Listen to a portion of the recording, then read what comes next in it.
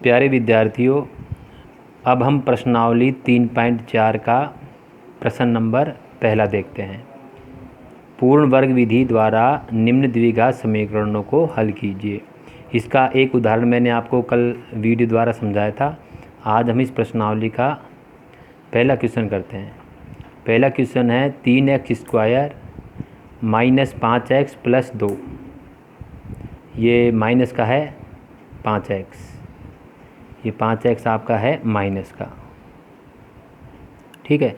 3x² minus 5x plus 2 बराबर 0। तो इसे हम पूर्ण वर्ग विधि से हल करने के लिए सबसे पहले जो हमारा प्रश्न है 3x² माइनस 5x प्लस 2 बराबर 0, तो मैंने आपको इसके जो पूर्ण वर्ग विधि से हल करने के जो नियम थे, पूर्ण वर्ग विधि से हल करने के जो नियम थे, उसका पहला चरण मैंने आपको बताया था कि हम समीकरण को दो पक्षों में रखेंगे, अर्थात चर राशि एक तरफ और अचर राशि एक तरफ। तो 3x² माइनस 5x बराबर 2 का हम पक्षांतरण करके लिख देंगे -2 अचर पद को। दूसरा काम मैंने बताया था, इसके बाद आप x² के गुणांक का भाग दोनों पक्षों में दोगे। तो यहाँ पे x² हमारे है 3, अर्थात x² 3 बार है, तो x² का गुणांक हो गया 3। तो हम x² के गुणांक 3 का भाग दोनों पक्षों में देंगे। तो 3x² बटा 3 माइनस 5x बटा 3 बराबर -2/3।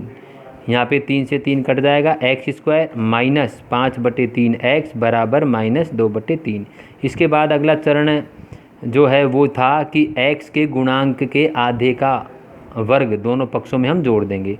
तो यहाँ पे x का गुणांक हमारा है -5/3, तो हम x के गुणांक -5/3 का आधा -5/3 गुणा 2। किसी भी संख्या का आधा करने के लिए बटे 2 या गुणा 1/2 किया जाता है। अगर वह संख्या भिन्न में है तो उसे आप गुणा 1/2 करके आधा कर लोगे।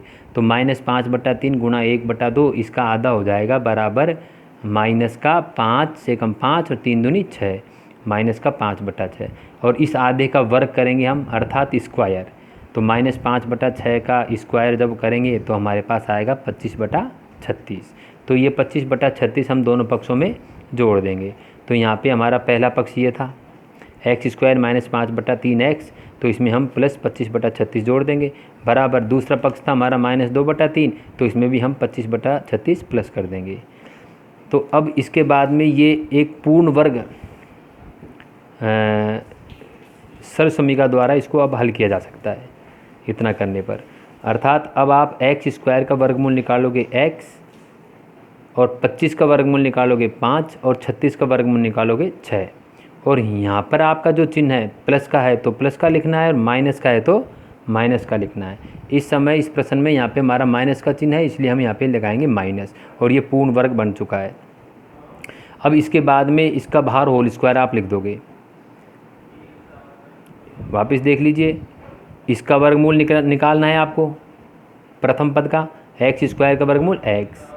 यहाँ पे आपको जो 25/36 था इसका भी वर्गमूल निकाल के यहाँ पे द्वितीय पद की प्राप्ति करनी है। तो 25 का वर्गमूल 5 और 36 का वर्गमूल 6, और इसका आप होल स्क्वायर लगा दोगे। तो ये पूर्ण वर्ग विधि से यहाँ पे एक सरल समीकरण बन चुकी है।